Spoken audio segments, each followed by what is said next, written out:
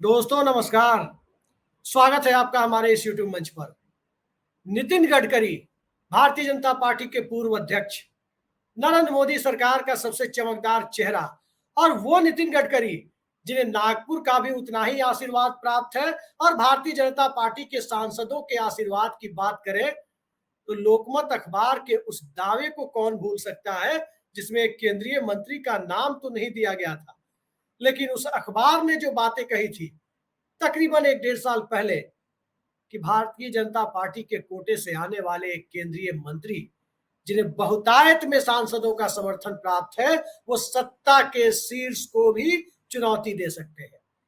वो मंत्री कौन थे कोई नहीं जानता, लेकिन 10 सालों में ये पहला मौका आया है। नरेंद्र मोदी के शासनकाल का ये पहला मौका है जिस मौके पर किसी ने देश के सर्वोच्च पद की तरफ अपनी महत्वाकांक्षा का सार्वजनिक तौर पर इजहार भी किया और उस इजहार के साथ साथ जो राजनीतिक रस्म अदायगी होती है कि मैं तो इसके इच्छुक नहीं हूं, वो रस्म अदायगी भी साथ साथ कर दी। लेकिन प्रधानमंत्री पद के इच्छुक नहीं हूं ये कहने के पहले मुझे प्रधानमंत्री पद का ऑफर मिला था, ये बात कहने की हिम्मत 10 सालों के भीतर पहली बार किसी नेता ने की है। न तो राजनाथ सिंह ऐसा कभी कह पाए, न तो अमित शाह ऐसा कभी कह सकते हैं, न तो योगी आदित्यनाथ ने सार्वजनिक तौर पर ऐसा कभी बयान दिया, न तो जेपी नड्डा ने ऐसी कोई बात कही, न तो सुषमा स्वराज और अरुण जेटली जैसे दिवंगत हो चुके भाजपा नेता जो लोकसभा और राज्यसभा में विपक्ष के नेता की जिम्मेदारी भी निभा चुके हैं, उन लोगों ने भी नरेंद्र मोदी के प्रधानमंत्री बनने के बाद ऐसी बात कभी कही। हाँ, भाजपा का प्रधानमंत्री कौन होगा इस सवाल के जवाब में 2014 के चुनाव के कुछ साल पहले सुषमा स्वराज ने इतना जरूर कहा था कि वेस्टमिंस्टर मॉडल यानी ब्रिटिश मॉडल में leader of opposition he prime minister के पद का, प्रधानमंत्री के पद का स्वाभाविक दावेदार होता है। लेकिन आज बात दावेदारी से ज्यादा की थी, आज बात ऑफर की थी। और सबसे बड़ा सवाल यह है कि 400 पार का नारा बिखर गया। 400 पार के नारे के बिखरने के साथ साथ भारतीय जनता पार्टी के अकेले बहुमत में आने का सपना चकनाचूर हो गया। और उस चकनाचूर हो चुके सपने के साथ ही एक अकेला कितनों पर भारी ये अट्ठाहस टाए टाए फिस होता हुआ दिखा। तो उसके बाद उम्मीद थी कि कहीं ना कहीं नागपुर का आशीर्वाद प्राप्त, संघ का आशीर्वाद प्राप्त कोई नेता ही इस तरह की बयानबाजी कर सकता है। लेकिन इस बयानबाजी के मायने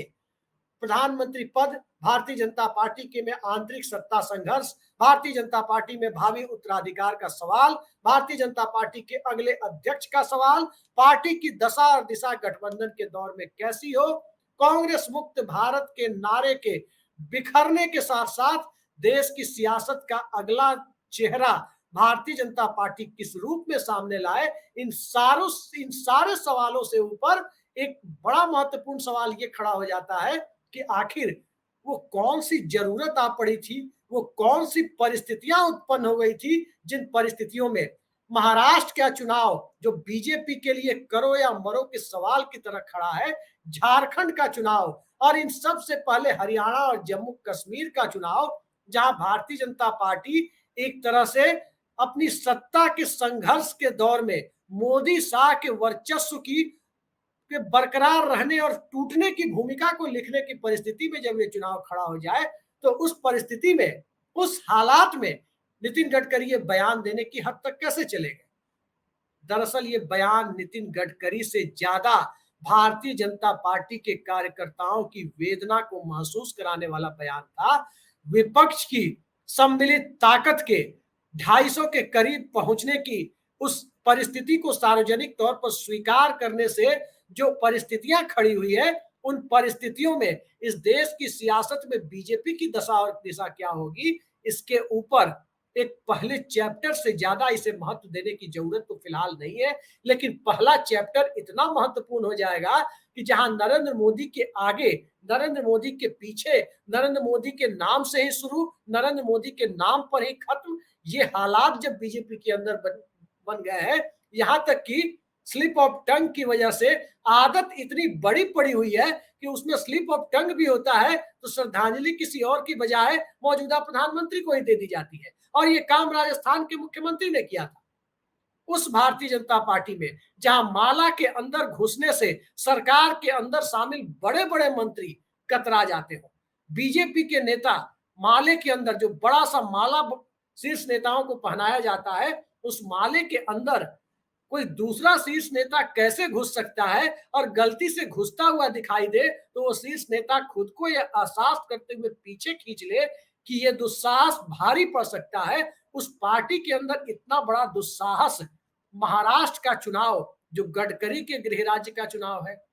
उस चुनाव के पहले ये बयान देना और इस बयान के मायने को समझने की कोशिश करें तो महाराष्ट्र चुनाव और हरियाणा चुनाव के बाद की परिस्थिति में भारतीय जनता पार्टी के अंदर कौन सा खेल चल रहा है वो काफी हद तक सामने आता हुआ दिखता है।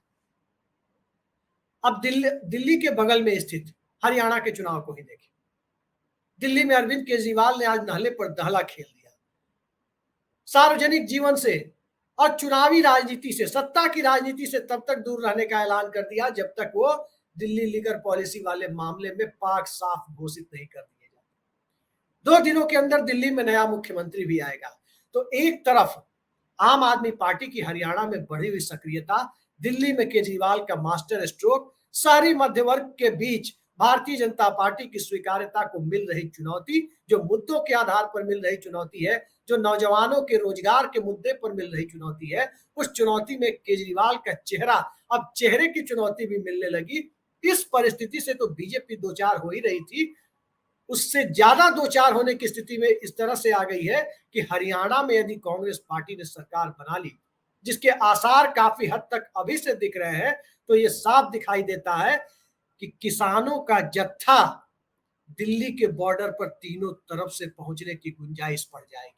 तब सड़कों में कीलें निकलनी बंद हो जाएगी, तब किसानों के जत्थों को शंभू बॉर्डर पर रोकना असंभव हो जाएगा, तब किसानों के जत्थों को हरियाणा के गांव में घेरना असंभव हो जाएगा, और तब एमएसपी गारंटी की मांग को लोकतांत्रिक तरीके से जो आंदोलन की भूमिका होती है, उस आंदोलन की भूमिका और उसके लिए जो प्रदर्शन स्थली है, उससे दिल्ली के 3 तरफ से घिरे हुए बॉर्डर पर आकर एक नई प्रदर्शन स्थली के रूप में खड़ी होते हुए अगर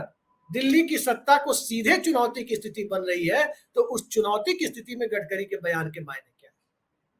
गडकरी के बयान के मायने भारतीय जनता पार्टी की बुनियाद को हिलाने वाले हो या ना हो, मोदी सत्ता की बुनियाद को हिलाने वाले जरूर है। गडकरी के बयान के मायने महाराष्ट्र जो उनका गृह राज्य है, विदर्भ जो उनका इलाका है, और वो इलाका विदर्भ जहां भारतीय जनता पार्टी जिसकी ताकत के बूते 2 बार से विधानसभा चुनाव में 100 का आंकड़ा छूती नजर आई है,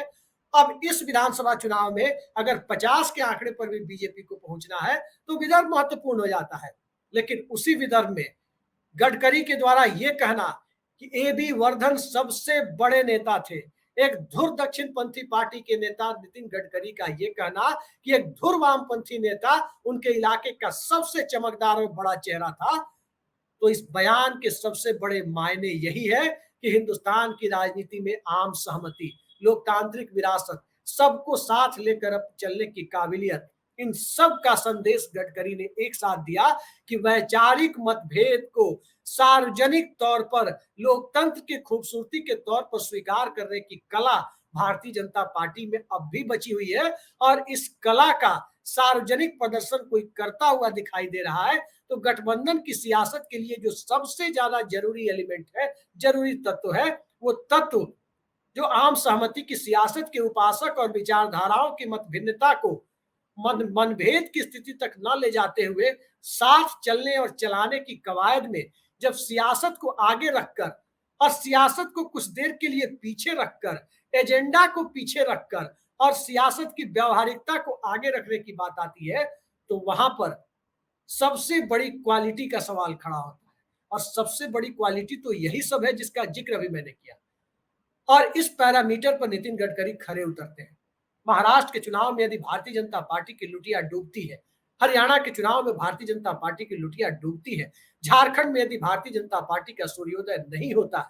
तो ये तय मानिए कि इन 3 राज्यों के चुनाव के बाद न सिर्फ भारतीय जनता पार्टी का अध्यक्ष बदला जाएगा, बहुत मुमकिन है कि भारतीय जनता पार्टी का चेहरा भी बदल दिया जाए, और चेहरा बदलने की इस कवायद के लिए जरूरी है कि नितिन गडकरी के द्वारा जो बयान दिया गया है, उन बयान के मायनों को महाराष्ट्र में गुवाहाटी मॉडल के तहत बनी हुई सरकार के खिलाफ जो माहौल बना हुआ दिख रहा है, उस माहौल में उस गडकरी के बयान के मायने को लोग ज्यादा शिद्दत से महसूस कर सके और जो जनमत महाविकास आघाड़ी के पक्ष में फिलहाल बनता हुआ दिख रहा है, वो एक मोमेंटम का रूप धारण करके भारतीय जनता पार्टी की चुनावी संभावनाओं को, न सिर्फ चुनावी संभावनाओं को, बल्कि गुजरात लॉबी के वर्चस्व की सियासत को सीधे सीधे महाराष्ट्र से चुनौती दी जा सके। और ये तभी संभव है जब महाराष्ट्र में भारतीय जनता पार्टी की बुरी हार हो जाए, जब उसकी महायुति, चाहे जिसमें शिंदे गुट हो या अजित पवार गुट हो, सबकी हार हो जाए।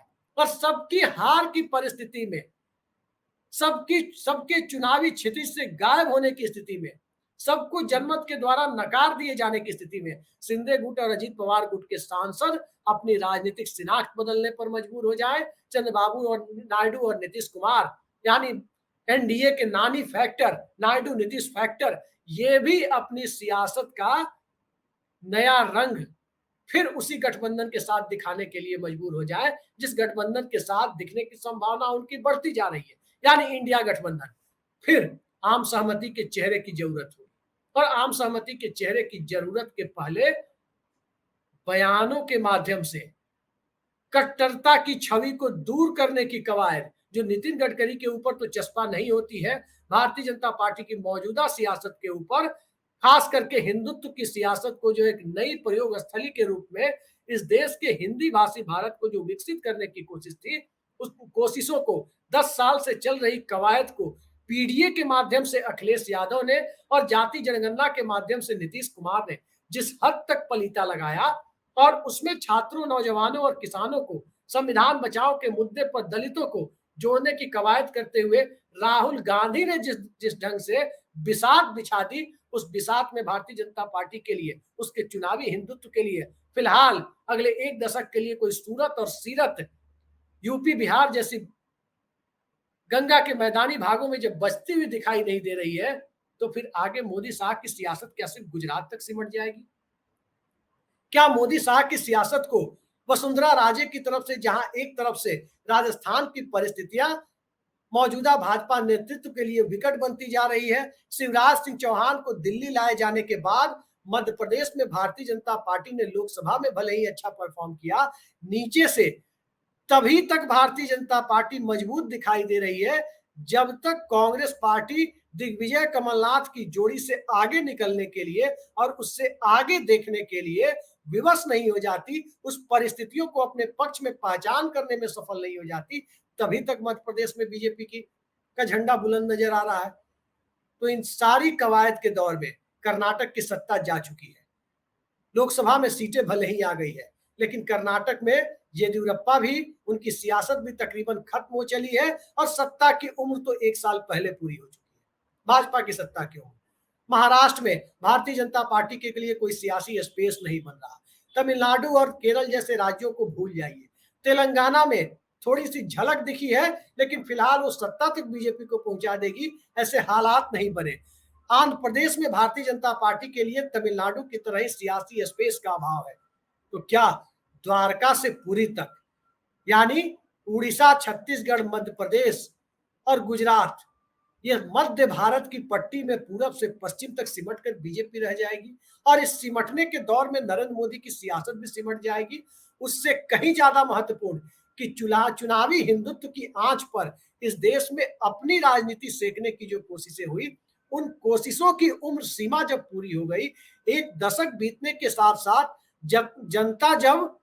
आत्मावलोकन के दौर में पहुंच गई, सेल्फ इंट्रोस्पेक्शन के दौर में अपने अपने मुद्दे, सामुदायिक मुद्दे, जातीय मुद्दे, क्षेत्रीय मुद्दे, अपने रोजी रोजगार के मुद्दे, किसानों के मुद्दे, पेंशन के मुद्दे, महिला सुरक्षा के मुद्दे, आरक्षण के मुद्दे, जाति गणना के मुद्दे, इन सब पर आकर जब जनता टिकती हुई नजर आई, तो फिर भला मोदी साहब की वो सियासत जिसमें इस देश में कॉरपोरेट हिंदुत्व की राजनीति, जिसमें इस देश में वेल्थ कंसंट्रेशन की स्थिति जो अब आंकड़ों में दिख रही है कि धन का संकेंद्रण इस देश के चुनिंदा लोगों के हाथ में बढ़ता जा रहा है, उस सियासत को